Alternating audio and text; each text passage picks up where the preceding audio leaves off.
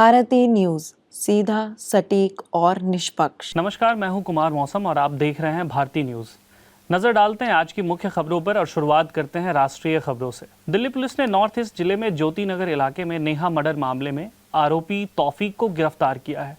आरोपी वारदात के बाद से ही फरार था और पुलिस की टीम ने उसे उत्तर प्रदेश के रामपुर से पकड़ा है। जानकारी के मुताबिक तौफीक रामपुर के टांडा से बीती रात को गिरफ्तार किया गया। तौफीक पर आरोप है कि उसने सोमवार सुबह नेहा नाम की लड़की को 5वीं मंजिल से फेंक दिया था। तौफीक को नेहा भाई मानती थी। कथित तौर पर वो रक्षाबंधन पर उसे राखी भी बांधती थी। गंभीर रूप से घायल नेहा को जीटीबी अस्पताल में भर्ती करवाया गया था, लेकिन डॉक्टरों के अथक प्रयासों के बावजूद उसने दम तोड़ दिया। रेलवे ने लंबी दूरी की एसी यात्राओं का किराया बढ़ा दिया है। सामान्य द्वितीय श्रेणी में 500 किलोमीटर से कम दूरी पर कोई बदलाव नहीं हुआ, लेकिन इससे अधिक दूरी पर प्रति किलोमीटर आधा पैसा अधिक देना पड़ेगा। एसी क्लास में प्रति किलोमीटर 2 पैसे और अन्य श्रेणियों में 1 पैसा अधिक किराया लगेगा। किराया वृद्धि से रेलवे को लगभग 7,000 करोड़ की अतिरिक्त आय की उम्मीद है, जो यात्री सुविधाओं और सुरक्षा पर खर्च की जाएगी। नया किराया 1 जुलाई से लागू होगा। पहले टिकट लेने वालों पर इसका कोई असर नहीं पड़ेगा। वर्ष 2020 के बाद यह वृद्धि पहली बार की जा रही है। किराया वृद्धि का प्रस्ताव पिछले दिनों रेल मंत्री को भेजा गया था। लोन के नाम पर ठगी करने वाले ऐप और एजेंसियों पर सरकार शिकंजा कसने की तैयारी कर रही है। वित्त मंत्रालय ने banning of unregulated lending activities BULA नामक कानून का मसौदा तैयार कर लिया है, जिसे जल्द ही कैबिनेट की मंजूरी मिल सकती है। इस कानून के तहत बिना मंजूरी लोन देने पर 2 से 7 साल की जेल और 2 लाख से 1 करोड़ रुपए तक जुर्माना हो सकता है। केवल अधिकृत एजेंसियों को ही उधार देने की अनुमति होगी। ऐप्स की वैधता चेक करने के लिए एक सार्वजनिक डेटाबेस बनाया जाएगा। भ्रामक लोन विज्ञापनों पर भी सख्ती की जाएगी। प्रस्तावित कानून अंतिम चरण में है। अब नजर डालते हैं अंतर्राष्ट्रीय खबरों पर। ईरान इजराइल युद्ध और इसमें अमेरिका के हस्तक्षेप के बाद अब सीज फायर का ऐलान कर दिया गया है। बीते कई दिनों से चल रहे पूरे घटनाक्रम को लेकर अब भारत की तरफ से भी बयान जारी किया गया है। भारत ने ईरान और इजराइल के बीच किए गए सीज फायर का स्वागत किया है।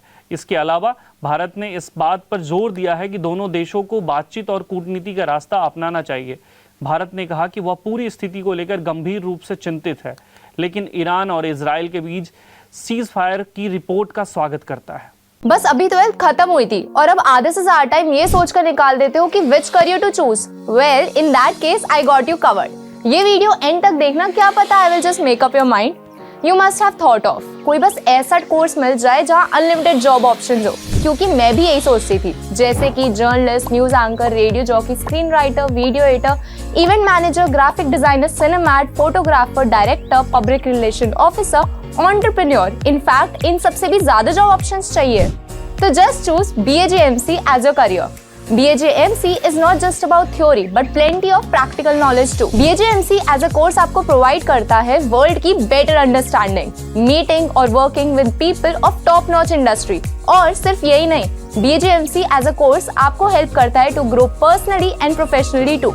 So what are you waiting for? Choose BAJMC, क्योंकि इधर आपको मिलेंगी endless possibilities। भारतीय गगनयात्री ग्रुप कैप्टन शुभांशु शुक्ला आज दोपहर 12:01 पर स्पेस एक्स के फॉल्कन 9 रॉकेट से AX-4 मिशन के तहत इंटरनेशनल स्पेस सेंटर के लिए रवाना हुए। लॉन्चिंग नासा के कैनेडी स्पेस सेंटर फ्लोरिडा से हुई। शुभांशु ISS पर जाने वाले पहले और अंतरिक्ष में जाने वाले दूसरे भारतीय बन चुके हैं।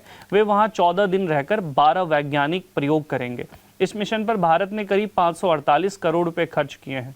शुभांशु का अनुभव भारत के आगामी गगनयान मिशन के लिए बेहद उपयोगी साबित होगा। यह मिशन नासा और प्राइवेट कंपनी एक्सियम स्पेस के सहयोग से संपन्न हुआ। पूरा देश इस पर गर्व महसूस कर रहा है। अब खबरें व्यापार जगत से।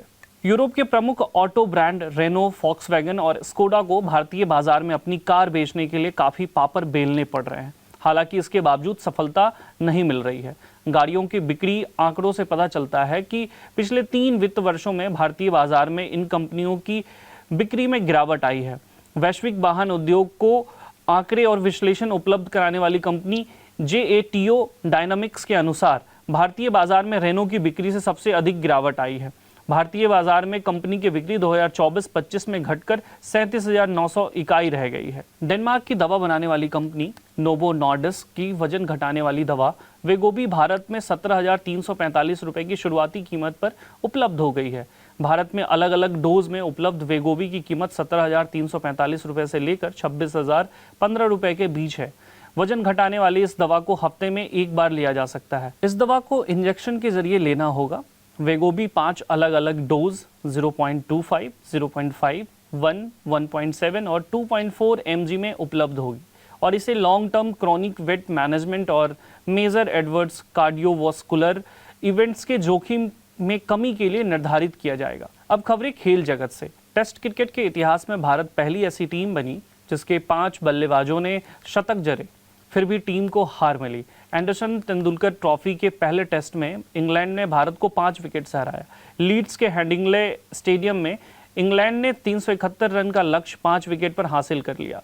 बेन डकेट ने 149 रन की पारी खेली और भारत के खिलाफ चौथी पारी में सबसे बड़ा स्कोर बनाया। क्रोली और डकेट ने 188 रन की ओपनिंग साझेदारी की, जो भारत के खिलाफ चौथी पारी में सबसे बड़ी है। हार के साथ भारत ने एक अनचाहा रिकॉर्ड अपने नाम कर लिया। भारत के स्टार भाला फेंक एथलीट नीरज चोपड़ा ने एक बार फिर अपने शानदार फॉर्म का प्रदर्शन करते हुए गोल्डन स्पाइक मीट 2025 का खिताब अपने नाम कर लिया। पेरिस डायमंड लीग जीतने के महज 4 दिन बाद नीरज ने 24 जून को हुए इस मुकाबले में 85.29 मीटर का सबसे स्ट्रोक फेंकते हुए नया मुकाम हासिल किया।